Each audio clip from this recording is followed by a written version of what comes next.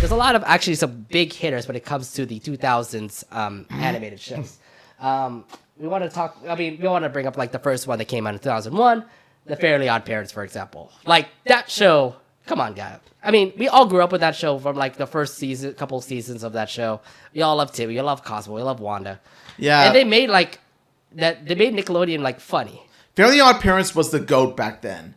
Like back then, like with the first 2 or 3 seasons, like the Fairly Odd Parents writing was very well done because not only was it the humor legitimately funny, but also gave good messages to kids saying, you know, be careful what you wish for because you might get it and it may not turn out the way you want it to be. I just remember like the first couple of seasons of Fairly Odd Parents where I started to like really love the show. Like I just remember like getting like merchandise from the Fairly Odd Parents. Like I remember Claire's. Remember one random store, Claire's, ended up getting like Fairly Odd Parents stuff, and I was like, "Can I get this like Wanda plushie or Cosmo plushie?" Ah, nice. Yeah, they were pretty cool. But I mean, like the show did have its appeal. Like I did love like how the story has its lessons and things like that. Plus, you also get to see like the other characters that were there. Vicky definitely was a problem because she was the babysitter for Timmy. Yeah, voiced by Greg Griffin, by the way. Yep, and also you get to see like the mom and dad, which is kind of idiots, but Yeah, but the mom and dad in seasons 1 through 3, like they were idiots, but they were very loving towards Timmy, which is more than I could say about them like season 4 and beyond. Because season 4 and beyond, oh my god, like they treated Timmy like crap. They treated Timmy like crap. Yeah, I know they wanted to like try to make like them as separate characters to say like they're supposed to be caring to Timmy, they're supposed to be parents to Timmy, but then like now they have their own path where like, say for example, Timmy's mom wants to do this, wants to be like a Girl Scout leader, or Timmy's dad pursuing his dreams to be an astronaut, you know? Yeah. There's even one episode in which like Timmy's mom signs up to be a beauty pageant and oh god, and the dad wants to be a beauty pageant queen too. I'm like, oh god. Is this where like the humor started to like die down? I'm going to say like right there. I would say the humor died down. The show died down after Channel Chasers. Yeah, because like Channel Chasers. Well, here's the thing. Like some of the movies that Fairly Odd Parents brought up, like Abracatastrophe, that movie where like Crocker ended up actually getting the wand and then became like a very powerful overlord or something. That was legitimately funny. I loved that. I loved it. I also loved how they made Dimsdale into like, you know, a jungle, like so sort of like the monkey version of Dimsdale. Yeah. I remember that too. Because the monkey made the wish. That's why. Bananas. Yeah, because the monkey made the wish. Yeah, and then you can see Crocker taking over the wish, and now you can see Crocker pretty much take over the world. I'm like, okay, well, this is becoming a dark future. Yeah, bow down to Crocker. Dude, the whole ending too, where you get to see what was it? Timmy sacrificing his Fairly Odd Parents. I know. And then in the end, heart-wrenching. Yeah, and everything. That turned out to be like a really awesome appeal when it comes to the movie and things like that. When we talked about, and then you also talked about Child Chasers, that's another movie that also came out. I do love the whole references that came with the movie. Like, they have their own Blues Clues, Clint's Hints. Not only that, they also have their own Simpsons show. Yeah, Rugrats. They had their own Rugrats. And they have their own Rugrats. Yeah. And they have their own Dragon Ball Z. Dude, Mahumushi, I think, what's it called? Mahumushi. Yeah, that was hella awesome because you get to see like them doing all the superpowers and things like that. Yeah, that led to the ultimate battle at the end, which is pretty cool. Oh, and Sesame Street. They even referenced Sesame Street. Oh, the puppets, right? The puppets. This starts with where Vicky was the puppet. Yeah, this starts with the letter V. Loved it. That was pure gold. I loved it so much. I just felt like they did so much great humor when it came to that, and I was like, can we get more of that? Like, can we at least have like those kind of movies, things like that? And then like what you said, I mean, like ever since that movie, things kind of fell apart. Although to be fair, there were some hit episodes here and there, like in season 4 and season 5, that I thought was okay. When they actually went back to one of the first episodes where Chester and AJ were like the main focus instead of Timmy Turner. Yeah, here's the thing. Channel Chasers is similar to SpongeBob SquarePants, the first movie, the first SpongeBob movie, in which like both of them ended on a series on a powerful note. Like, if we lived in an alternate universe, by the way. And both of them ended in a satisfying conclusion. Whereas, like, SpongeBob movie, like, SpongeBob became manager of the Krusty Krab 2, like he wanted. And in Channel Chasers, you see, like, Timmy all grown up and having kids of his own and all that stuff. And then he goes through his memory box and he and then he sees the picture. Yeah. And then you see like he gets Actually, a babysitter. Yeah, I really do like that. Like a robot Vicky. I really do like it too, considering that Cosmo and Wanda are still there, but it's not Timmy's Fairly Odd Parents, it's Timmy's kids' Fairly Odd Parents. Yeah, it's Timmy's kids for the Odd Parents. So. Yeah, and it's not the same. It's not the future that they were expecting, where Vicky became the Overlord. Oh god. Now see, that would have been a perfect set for Channel Chasers 2. Yeah, but then again, like they actually did satisfy us with the good ending, where Vicky was not the problem. She's not going to rule the world. She became a robot. Yeah. But her presence was still in the future, apparently. What was it? Timmy's mom and dad actually care for Timmy because they fired Vicky. No, they fired Vicky for one thing, and the also same thing was Timmy actually stopped them from firing her because that's what makes them keep the Fairly Odd Parents. Which is cool, which is a cool thing. Because like if they fired her, the Fairly Odd Parents could be gone because Timmy lives a happy life. Yeah, exactly. Like, and Timmy loves his godparents so much that he's willing to put up with more of Vicky's bullcrap just to keep the Fairly Godparents. So, like, sweet relationship. Exactly. So that's why I'm kind of like loving like the Fairly Odd Parents, but it started from like the beginning all the way to Channel Chasers.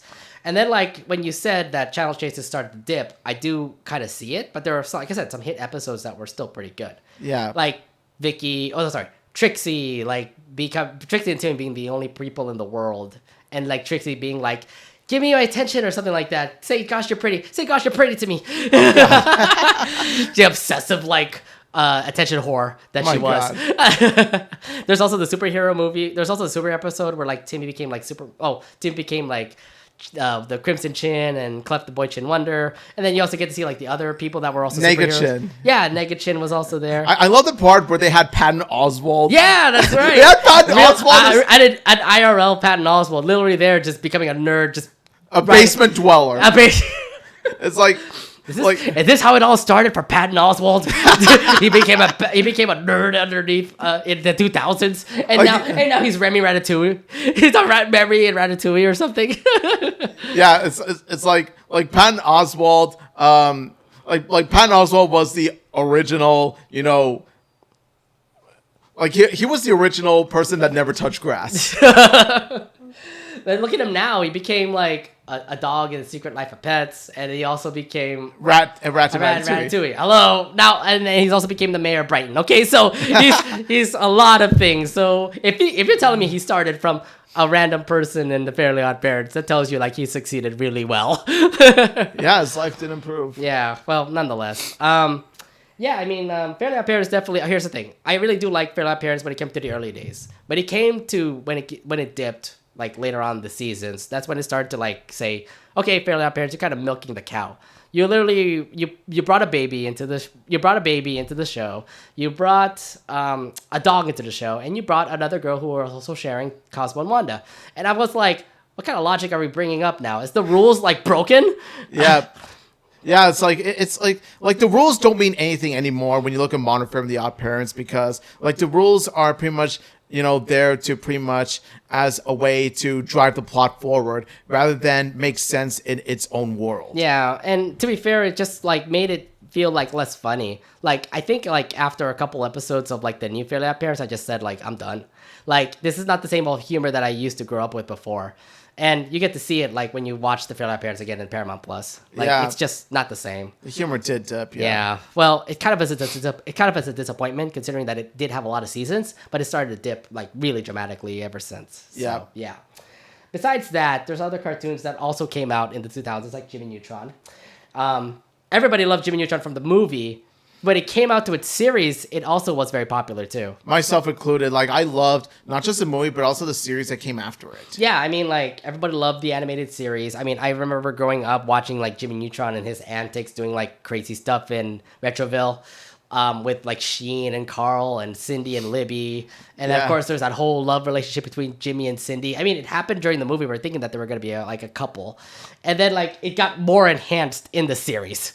Oh yeah. Like they became legit like as the show progressed. Yeah. Like Jimmy and Sydney became more and more legit. Yeah. There was even like an episode in the future in which Jimmy actually got married to Cindy. Oh my god. oh, is that time like when they went ahead of time and where like Jimmy goes like no.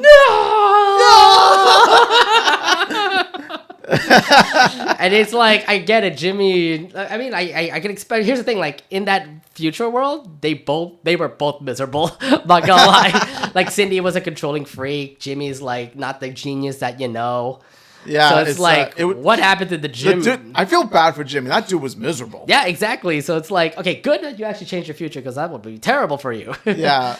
Jimmy Neutron definitely was like grew up with both of us just because it started to have more seasons and we started to see like a lot of hilarity when it comes to the show.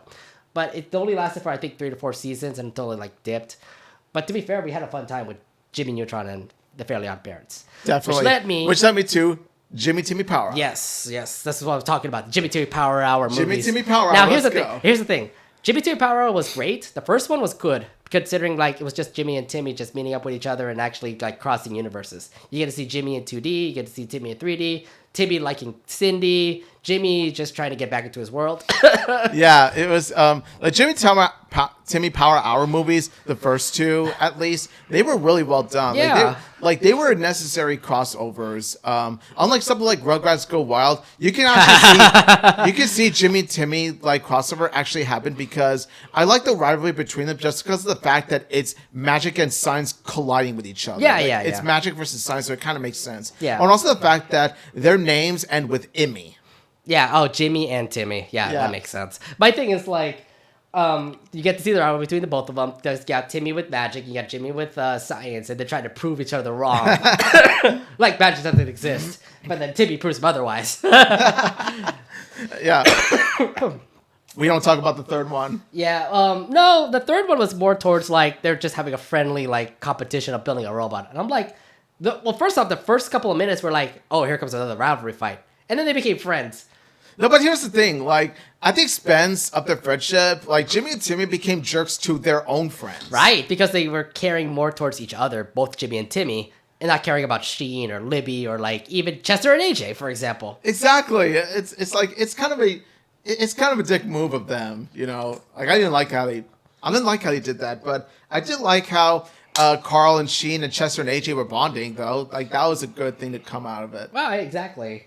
And I really do like the whole like trilogy wasn't that bad. I mean, we talk about the first 2 movies, and I do love like those kind of crossovers where you get to see like Jimmy and Timmy doing a crossover like movie series, which I thought was pretty cool. You don't see that a lot in Nickelodeon anymore. Yeah, that's kind of the thing. It's you don't see like crossovers like this happen. Right, exactly. So in the end, you're kind of like, oh, great, this ain't good. I mean, the only crossovers you see are in-universe crossovers, like, for example, Loud House of Casa Grande. Yeah, exactly. Yeah, that we're going to talk about later.